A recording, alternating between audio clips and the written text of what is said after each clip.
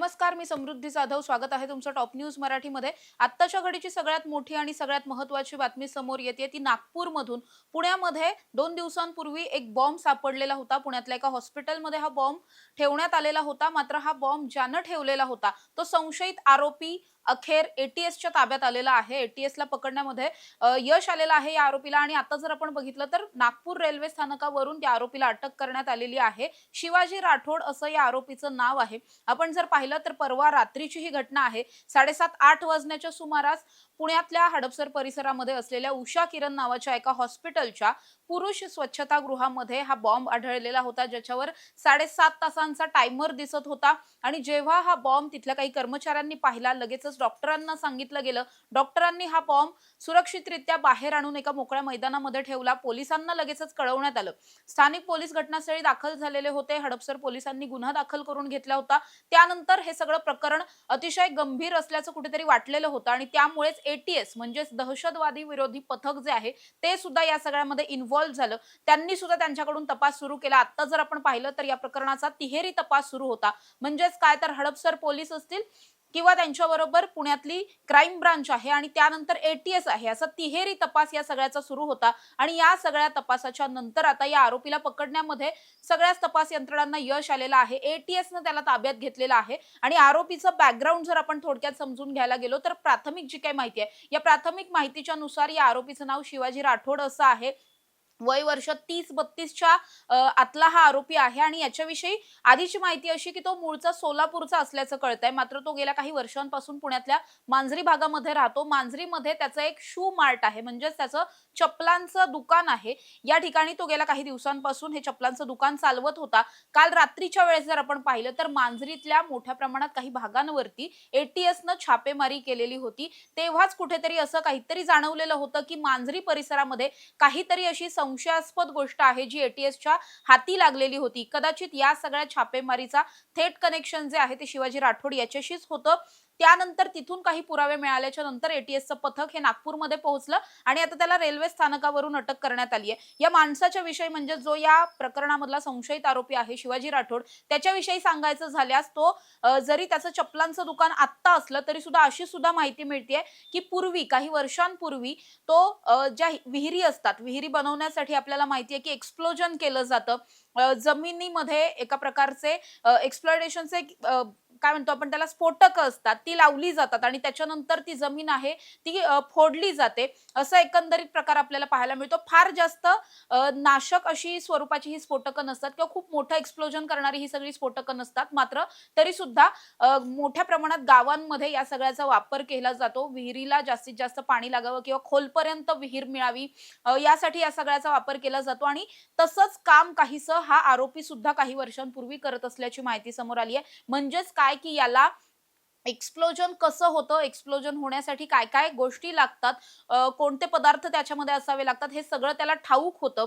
आणि त्यामुळेच त्याने हा सगळा बॉम्ब बनवल्याची कदाचित शक्यता वर्तवली जाते. या बॉम्बच्या जर आपण एकंदरीत स्वरूप पाहिलं तर त्यामध्ये काही वायर्स होत्या ज्या एकमेकांना अटॅच होत्या, करंट पास होत होता आणि त्याचबरोबर जिलेटिनच्या 4 कांड्या त्याच्यामध्ये होत्या. त्यामुळे मुळातच एखाद्या सर्वसामान्य व्यक्तीला जिलेटिन कुठून मिळालं हा बेसिक प्रश्न होता.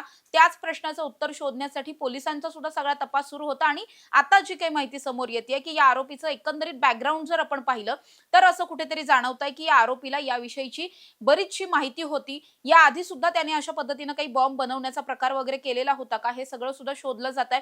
आता जो बॉम्ब सापडला, जो नंतर निकामी करण्यात आला, हा बॉम्ब सुद्धा आरोपीनं स्वतः बनवलेला आहे की त्याच्याबरोबर आणखीन कोणी लोक आहेत, आणखीन कोणी या सगळ्यामध्ये त्याला मदत केली आहे का, या सगळ्याचा सुद्धा शोध घेतला जातोय. एकंदरीत हा माणूस ज्या ठिकाणी राहतो तिथल्या आजूबाजूच्या नागरिकांशी बोलल्याच्या नंतर असं समजतंय की हा माणूस मुळातच विकृत आहे. थोड्या थोड्या गोष्टींवरती त्याला प्रचंड राग येतो किंवा थोडंसं विक्षिप्त त्याचं वागणं आहे. आणि त्यामुळे तो अशा पद्धतीचा प्रकार नेमका का करेल याविषयी आता तरी कुठली माहिती नाहीये. मात्र तपास यंत्रणांचा सगळा तपास सुरू असलेला पाहायला मिळतोय. आपण जर बघितलं तर एका बाजूला मांजरी आणि दुसरीकडे हे हडपसर अशी दोन टोकाची ठिकाणं आहेत. अंतर खूप मोठं आहे या दोन्ही ठिकाणांमधलं. मात्र या आरोपीनं अशा पद्धतीनं बॉम्ब आणून तिथे ठेवण्याचं नेमकं कारण काय होतं? आरोपीचा वैयक्तिक काही राग या हॉस्पिटलवरती आहे का? किंवा इथल्या काही कर्मचाऱ्यांवर, डॉक्टर्सवरती आहे का? याआधी त्याचे कुणी पेशंट, त्याचे कुणी रुग्ण, नातेवाईक वगैरे असे तिथे गेलेले होते का? त्यांच्याबरोबर तिथे काही घडलं होतं का? आणि त्यामुळे त्याच्या मनात हा राग होता का? हा मूळ प्रश्न आहे. किंवा याच्या व्यतिरिक्त या आरोपीच्या डोक्यात काहीतरी मोठं सुरू होतं आणि त्याला एखादी मोठी दुर्घटना करायचीच होती, म्हणून त्यानं हे हॉस्पिटल निवडलं का?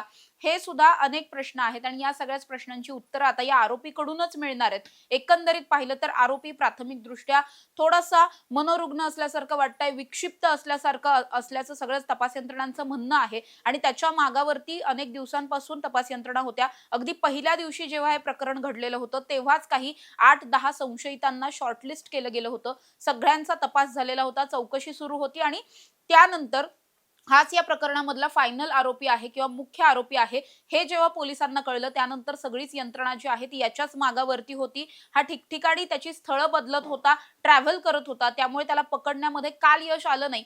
कालचा अख्खा दिवस पोलिसांनी या सगळ्यामध्ये प्रचंड मेहनत घेतली आणि त्यानंतर आज ATSला ही सगळी कामगिरी करण्यामध्ये यश आलंय असं म्हणावं लागेल. आता हा आरोपी अटकेत आहे, त्याला लवकरात लवकर पुण्यामध्ये आणलं जाणार आहे आणि त्यानंतर त्याची चौकशी एकंदरीत जी आहे ती सगळी चौकशी केली जाईल. या व्यक्तीचा नेमका कुणावरती राग होता म्हणून त्यानं हे सगळं केलं, की त्याला काहीतरी समाज विघातक असं करायचं होतं म्हणून केलं, की मग त्याचा कुठल्या दहशतवादी संघटनांशी काही संबंध आहे का? हे सुद्धा शोधलं जाणार आहे. खुद्द मुख्यमंत्र्यांनी सुद्धा या सगळ्यामध्ये चौकशीचे आदेश दिलेले आहेत. सगळे स्थानिक नेते असतील, मोठे नेते असतील, वरिष्ठ नेते असतील, या सगळ्यांचीच अशी मागणी आहे की लवकरात लवकर हे प्रकरण काय आहे, केवळ एका आरोपीला अटक करून चालणार नाही, मुळापर्यंत जाणं गरजेचं असणार आहे. याला हे सगळं करायला कुणी सांगितलं? बॉम्ब कुणी दिला? तो तिथे कुठून आणून ठेवला? यासाठी काही आर्थिक व्यवहार झालेले होते का? असे अनेक प्रश्न आहेत. याच सगळ्या प्रश्नांची उत्तरं शोधण्याचं काम आता तिहेरी तपासातून तिहेरी या तिन्ही यंत्रणा ज्या आहेत ते करताना पाहायला मिळणार आहेत. आरोपी अटकेत आल्यामुळे थोडासा दिलासा मिळालेला आहे सगळ्याच तपास यंत्रणांना आणि आता सगळा जो फोकस आहे, आतापर्यंतचा फोकस हा आरोपीला पकडण्यामध्ये होता. मात्र आता इथून पुढचा सगळा फोकस हा आरोपी तर पकडलाय, मात्र त्यानं हे सगळं का केलं? त्याच्या मागे नेमकं कोण आहे? तो एकटाच या सगळ्या प्रकरणात आहे की एखाद्या संघटनेशी त्याचं काही कनेक्शन वगैरे आहे का? हे सगळं शोधलं जातंय आणि त्याची उत्तरं लवकरच मिळणार आहेत. त्यामुळे आता कुठेतरी या आरोपीला वचक बसेल असं म्हणावं लागेल. पण आता जेव्हा त्याला पुण्यात आणलं जाईल, त्यानंतर कोर्टासमोर हजर केलं जाईल आणि त्यानंतर नेमकं पोलिसांच्या तपासातून या आरोपीविषयी काय काय माहिती समोर येते हे पाहणं महत्त्वाचं असणार आहे. अशा ताज्या आणि महत्त्वाच्या बातम्यांसाठी तुम्ही पाहत राहा टॉप न्यूज मराठी. आपला महाराष्ट्र, आपली बातमी. तुमची car, electric panel, data server आगीपासून सुरक्षित आहे का? नाही? मग आजच बसवा F protect temperature activated fire suppression device. यामध्ये आहे eco friendly non toxic pressurised liquid जे आग लागल्यास क्षणार्धात ऍक्टिव्हेट होऊन आगीवरती मिळवते नियंत्रण. बसवण्यास अतिशय सोपे आणि सुटसुटीत टेकालिपचे एक दर्जेदार उत्पादन एफ प्रोटेक्ट.